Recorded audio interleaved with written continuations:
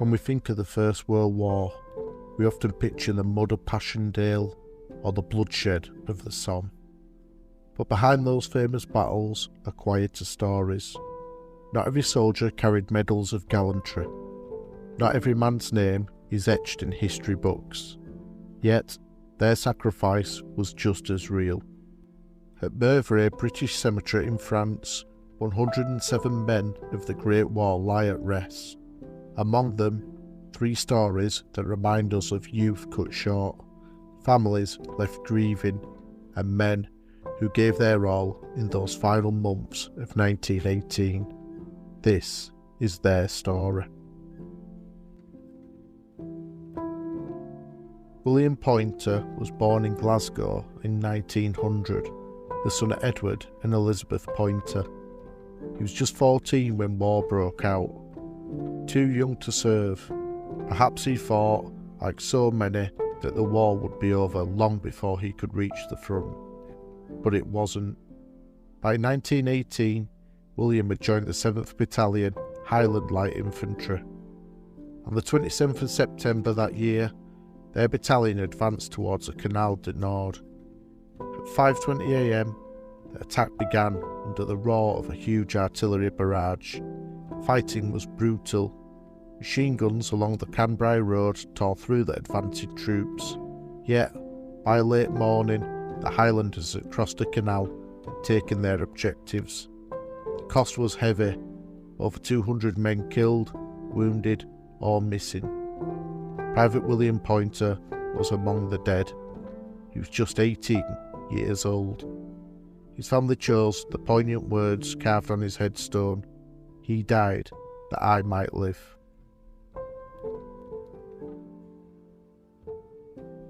Charles Walter Self was born in Hull in 1897, the son of John and Mary Jane Self. Before the war, he worked as a cleaner at the North Eastern Railway Botanic Sheds, an ordinary working lad.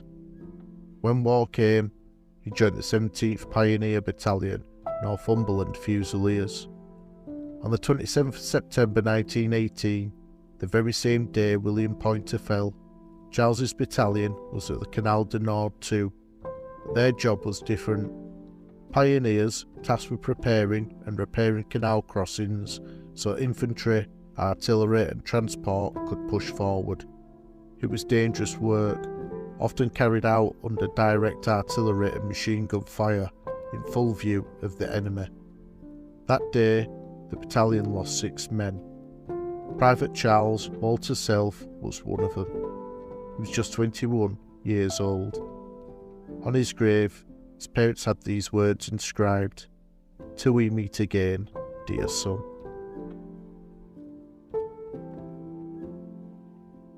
The last story takes us far from Hull or Glasgow to Canada.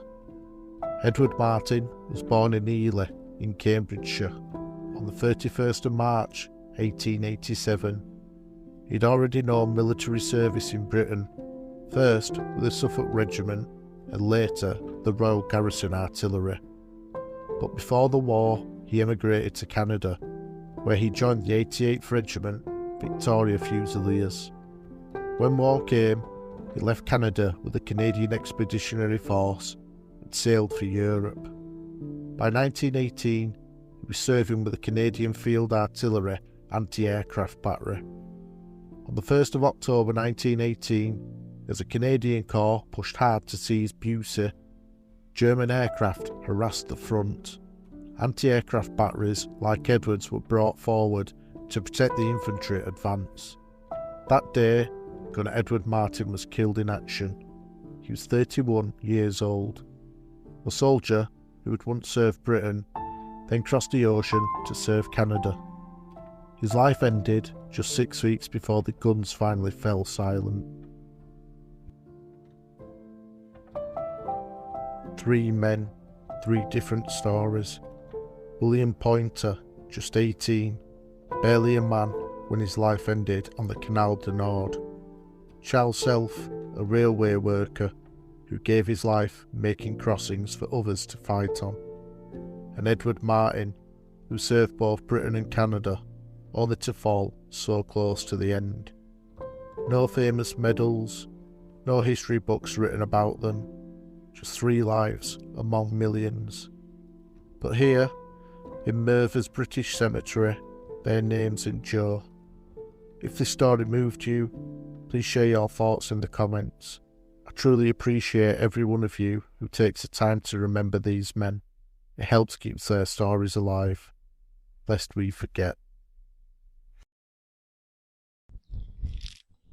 If you like listening to the stories of the history of those who came before, then please give the video a like and subscribe to keep updated about future videos of the history of those who came before.